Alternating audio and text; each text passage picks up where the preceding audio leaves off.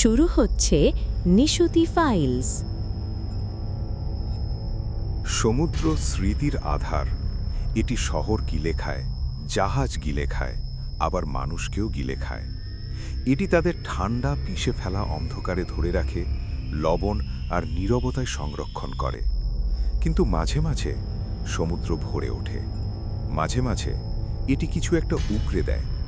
যা নিয়েছিল ঠিক তা নয়, বরং নোনা জলে পরিপূর্ণ এক ফাঁপা খোলস, যার ভেতরে থাকে ডাঙায় হাঁটার এক ভয়ানক তীব্র কৌতূহল। আমি ব্ল্যাক রক লাইটহাউসের চাকরিটা সমুদ্র ভালোবাসতাম বলে নিয়েছিলাম কারণ আমার নীরবতার প্রয়োজন ছিল। পেশায় আমি একজন সুরকার, কিন্তু গত 1 বছর ধরে কোনো সুর তৈরি করতে না পেরে আমার ব্যাংক অ্যাকাউন্ট খালি হয়ে গিয়েছিল আর স্নায়ুগুলো হয়ে পড়েছিল দুর্বল। বাতিঘরের রক্ষকের এই নিঃসঙ্গ কারাবাস, বিশেষ করে শরতের মাসগুলোর জন্য এই রিলিফ বা বদলি ডিউটিটা আমার কাছে সেই প্রায়শ্চিত্তের মতো মনে হয়েছিল যা আমার ভেতর থেকে আবার সুর বের করে আনতে পারবে। ব্ল্যাক রক মেইন উপকূল থেকে 20 মাইল দূরে অবস্থিত। অ্যাটলান্টিকের বুকে গ্র্যানাইট পাথরের এক ধারালো দাঁতের মতো জেগে আছে, মূল ভূখণ্ড থেকে পুরোপুরি বিচ্ছিন্ন। আমরা সেখানে মাত্র 2 জন ছিলাম, আমি আর সিনিয়র থিপার ইলায়াস নামের এক স্বল্পভাষী মানুষ।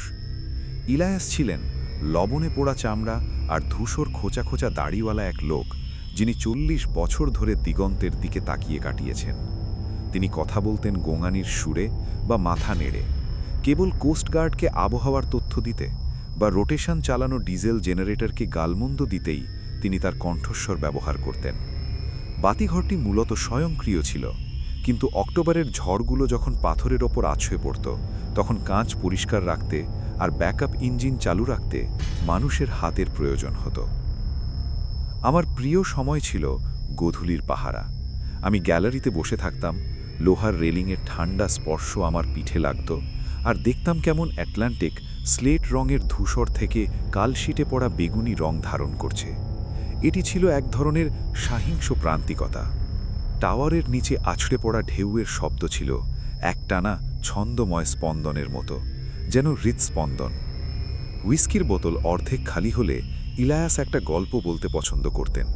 গল্পটা ছিল হলোজ বা ফাঁপা মানুষদের নিয়ে। তিনি বলতেন, সমুদ্রের গভীর খাদে চাপ এতটাই বেশি যে তা শরীর থেকে আত্মাকে নিংড়ে বের করে দেয়, পড়ে থাকে শুধু মাংসপিণ্ড। কিন্তু সমুদ্র অপচয় পছন্দ করে না, তাই এটি সেই খালি পাত্রটি অন্য কিছু দিয়ে পূর্ণ করে, প্রাচীন আর তরল কিছু দিয়ে। ওরা জানে না মানুষ কিভাবে হতে হয়, ইলায়াস শ্বাসকষ্টের মতো শব্দ করে বলতেন। তার চোখগুলো তখন কাঁচের মতো ঘোলাটে হয়ে যেত। ওদের শিখতে হয়। ওরা ঢেউলের আড়াল থেকে আমাদের দেখে, আমাদের কথা শোনে, আর যখন কুয়াশা এত ঘন হয় দেখা যায় না, তখন ওরা জায়গা বদলে নেয়।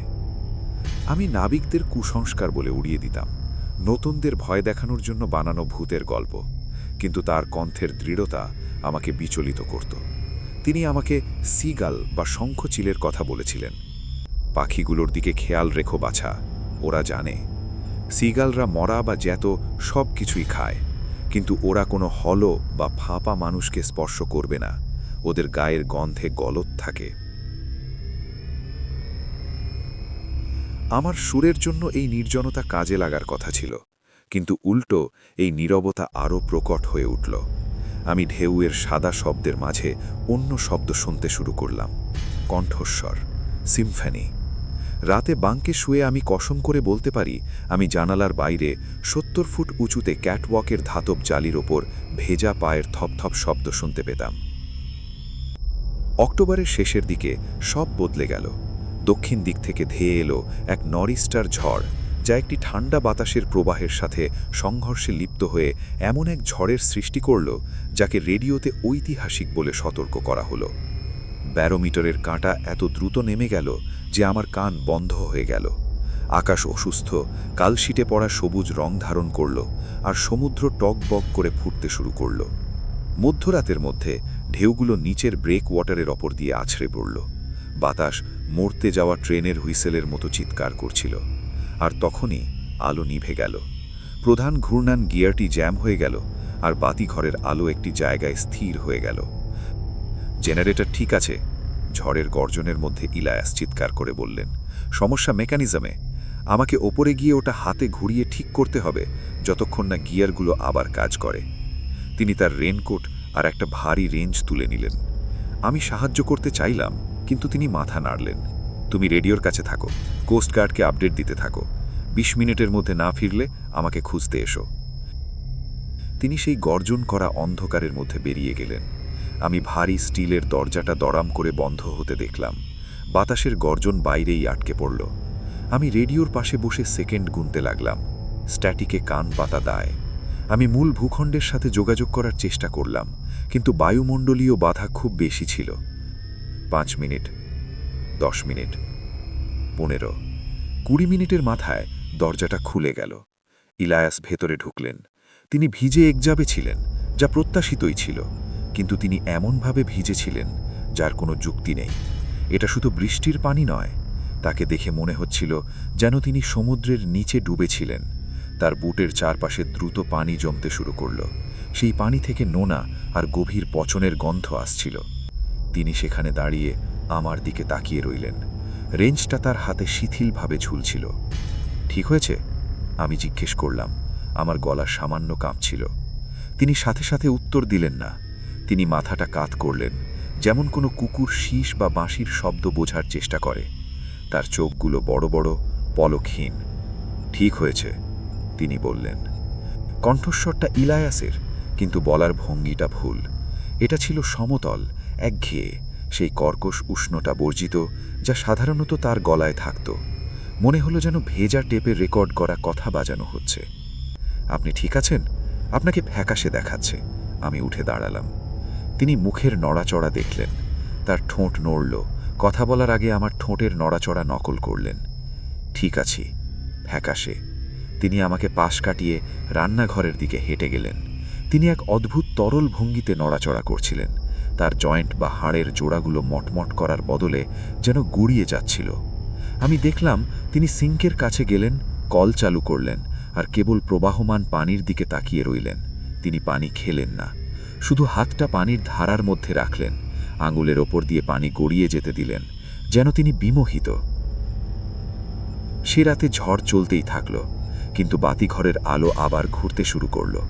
আমি ঘুমাতে চেষ্টা করলাম, কিন্তু এক অজানা আতঙ্ক আমার বুকে পাথরের মতো চেপে বসল। আমি বারবার তার বুটের চারপাশে জমে থাকা পানির কথা ভাবতে লাগলাম। ওটা সমুদ্রের পানি ছিল, সবুজ আর পলিযুক্ত। পরদিন সকালে ঝড় থেমে গেল, রেখে গেল এক ঘন শ্বাসরোধী কুয়াশা। আমি কফি খেতে গ্যালিতে গেলাম। ইলায়াস টেবিলের সামনে বসেছিলেন। তিনি পোশাক বদলাননি। তিনি তখনও সেই ভেজা উলের সোয়েটার আর ভারী বুট পরেছিলেন। তার নিচে জমে থাকা পানি শুকিয়ে সাদা লবণের আস্তরণ তৈরি করেছে। শুভ সকাল, আমি বললাম। তিনি ধীরে ধীরে ওপরের দিকে তাকালেন। শুভ সকাল, তিনি পুনরাবৃত্তি করলেন। তিনি চোখ পলক ফেললেন না। আমি তখন বুঝতে পারলাম, ভেতরে আসার পর থেকে আমি তাকে একবারও পলক ফেলতে দেখিনি। আমি জেনারেটর চেক করতে যাচ্ছি। জেনারেটর চেক, তিনি প্রতিধ্বনিত করলেন। আমি দ্রুত সর্পিল সিঁড়ি দিয়ে টাওয়ারের নিচে ইঞ্জিন রুমে নেমে গেলাম। ডিজেল ইঞ্জিনটা ছান্দিক গতিতে চলছিল। আমি হাতের কাঁপুনি থামানোর চেষ্টা করে গেজগুলো চেক করলাম। কিছু একটা গড়বড় আছে। বাতিঘরের বাতাস কেমন ভারী, স্যাঁতস্যাঁতে মনে হচ্ছে। আমি বাইরের ওয়াকওয়ে দিয়ে যাওয়ার ভারী লোহার দরজার দিকে এগিয়ে গেলাম, একটু পরিষ্কার বাতাসের আশায়। আমি হাতল ধরে ধাক্কা দিলাম, কিন্তু সেটা আটকে ছিল। আমি আরও জোরে ধাক্কা দিতেই সেটা খুলে গেল। আমি দ্বীপের কংক্রিটের কিনারায় পা রাখলাম। বাতাস ছিল ঠান্ডা আর ধারালো। আমি নিচের পাথরের দিকে তাকালাম। ঠিক তখনই আমি ওটা দেখতে পেলাম। জোয়ারের সময় ভেসে আসা কেল্প আর ভাসমান কাঠের জঞ্জালের মাঝে আটকে আছে এক ঝলক হলুদ। আমি পিচ্ছিল ব্যাসল্ট পাথরের সিঁড়ি বেয়ে নিচে নামলাম। আমার হৃৎপিণ্ড পাঁজরের সাথে হাতুড়ির মতো বাড়ি খাচ্ছিল। ওটা ছিল একটা হলুদ রেইনকোট বা অয়েল স্কিন, ইলাইয়াসের কোট। ওটা ভালি ভালি করে ছেঁড়া, যেন ক্ষুরধার বার্নাকেল বা ঝিনুকের ওপর দিয়ে ওটাকে টেনে নিয়ে যাওয়া হয়েছে। আর একটা বুটের ভেতরে তখনও শক্ত করে ফিতা বাঁধা ছিল একটা পা। শুধু একটা পা, গোড়ালির কাছ থেকে পরিষ্কারভাবে কাটা, মাংস ফ্যাকাশে আর পানিতে ফোলা। আমি টাইট পুলে বমি করে ফেললাম, বিত্তরসে আমার গলা জ্বলে গেল। আমি সেই বিচ্ছিন্ন অঙ্গটার দিকে তাকিয়ে রইলাম। বাস্তবতা আমার উপর ঢেউয়ের চেয়েও জোরে আছড়ে পড়ল। ইলাইয়াস ফিরে আসেননি। তিনি পড়ে গিয়েছিলেন, অথবা তাকে নিয়ে যাওয়া হয়েছিল, আর সমুদ্র তাকে গিলে খেয়েছিল। তাহলে রান্নাঘরে কে ছিল? আমি দ্রুত পাথরের উপর দিয়ে উঠে এলাম। আমার মাথায় তখন চিন্তার ঝড়। আমার একটা অস্ত্র দরকার, আমার রেডিও দরকার, আমাকে এই পাথর থেকে পালাতে হবে। আমি ইঞ্জিন রুমে ঢুকে ভারী দরজাটা ভেতর থেকে লক করে দিলাম। দেওয়াল থেকে একটা বড় শাবল তুলে নিলাম। আমি টিপে টিপে সিঁড়ি দিয়ে উপরে উঠতে লাগলাম। আমি শুনতে পাচ্ছিলাম সে বা ওটা আমার উপরে নড়াচড়া করছে। পায়ের শব্দগুলো ভেজা, থপ থপ থপ। আমি থাকার ঘরে পৌঁছলাম। ইলাইয়াস জানালার পাশে দাঁড়িয়েছিলেন, কার্নিশে বসা একটা শীগাল বা শঙ্খচিল দেখছিলেন। পাখিটা চিৎকার করছিল, ডানা ঝাপটাচ্ছিল, কাঁচের ভেতর দিয়ে পালানোর চেষ্টা করছিল। ইলাইয়াস শুধু এক আঙুল দিয়ে কাঁচে আলতো টোকা দিচ্ছিলেন। থক থক থক। সে কোথায়? আমি ফিসফিস করে বললাম। ইলাইয়াস ঘুরলেন। তার ঘাড়টা একটু বেশিই ঘুরে গেল। তরুণাস্থি বা কার্টিলেজ মট করে ভাঙার এক জুগুৎস শব্দ, যা তার মুখে কোনো ভাবান্তর আনল না। সে কোথায়? সে নকল করল। কণ্ঠস্বরটা এখন আরও ভালো হয়েছে। এখন সেটা তার চেয়ে আমার গলার মতোই বেশি শোনাচ্ছে। তুমি ইলাইয়াস নও, আমি শাবলটা উঁচিয়ে বললাম। সে শাবলটার দিকে তাকালো, তারপর নিজের হাতের দিকে। সেটার হাত তুলল, আমার ভঙ্গি নিখুঁতভাবে নকল করল। ইলাইয়াস নও। সে আমার দিকে এক পা এগোলো, তার মুখ হাঁ হলো, আর 1 সেকেন্ডের জন্য আমি ভেতরটা দেখতে পেলাম। কোনো জিওভা নেই, কোনো দাউত নেই, শুধু এক অন্ধকার ভেজা বর্ত, যা থেকে ভাটায় নামা পানি আর পচা শৈবালের গন্ধ আসছে। তার ভেতর থেকে একটা শব্দ বেরিয়ে এলো, কণ্ঠস্বর নয়, বরং তীব্র বেগে ছুটে চলা পানির মতো। আমি শাবল দিয়ে আঘাত করলাম। একটা ভেজা থপ করে শব্দে সেটা তার কাঁধে লাগলো, যেন ভেজা বালির বস্তায় আঘাত করা হয়েছে। সে কোনো গোঙানি দিল না, তার গা থেকে লাল রক্ত বেরোলো না। তার সোয়েটারের ছেঁড়া অংশ দিয়ে গাঢ় চিনির মতো স্বচ্ছ এক ধরনের পিচ্ছিল পদার্থ গড়িয়ে পড়ল। সে মৃদু কৌতূহল নিয়ে ক্ষতটার দিকে তাকালো, তারপর আবার আমার দিকে তাকালো।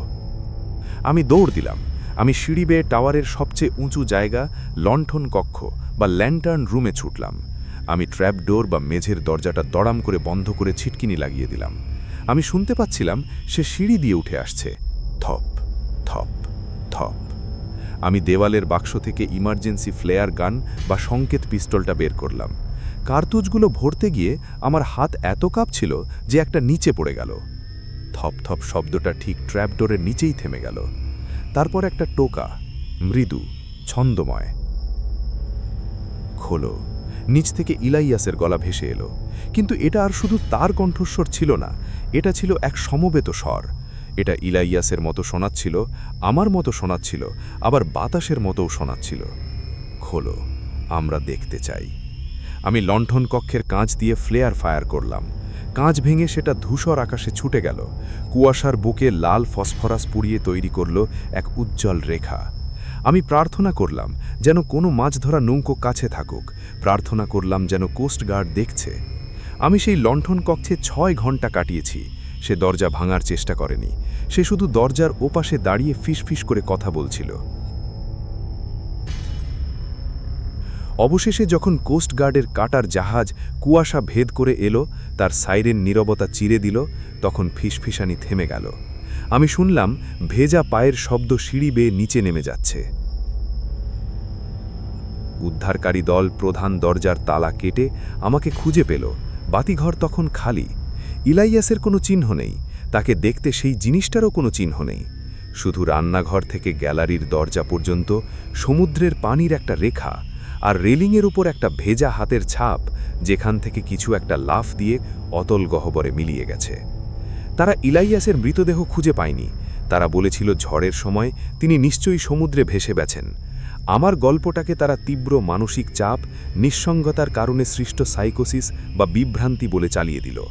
তারা বলল আমি যে কাটা পা দেখেছি বলে দাবি করছি, সেটা সম্ভবত কোনো সিলির মৃতদেহ বা ভেসে আসা কাঠ, যা আমার মস্তিষ্ক বিকৃত করে দেখেছিল।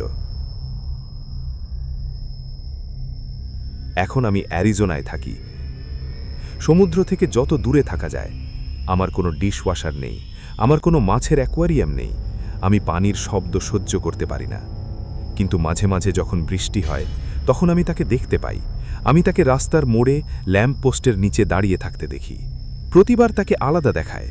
কখনো সে স্যুট পরা লম্বা মানুষ, কখনো ট্রলার বা বাচ্চার গাড়ি ঠেলে নিয়ে যাওয়া কোনো মহিলা, কিন্তু চাহনিটা একই, পলকহীন, সতর্ক দৃষ্টি।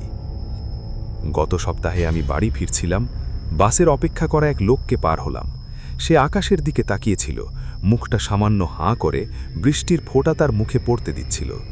আমি পাশ দিয়ে যাওয়ার সময় সে মাথা ঘোরালো, খুব মসৃণ, খুব তরল ভঙ্গিতে, আর সরাসরি আমার দিকে তাকালো। লোকটি ফিসফিস করল, কণ্ঠস্বরটা আমার ছিল। আমি দৌড় দিইনি, আমি শুধু হাঁটতে থাকলাম, কারণ আমি জানি সমুদ্র বিশাল এবং গভীর, এবং এটি ভয়ঙ্কর ভয়ঙ্কর ধৈর্যশীল, আর এটি আমাদের সবার ব্যাপারে কৌতূহলী।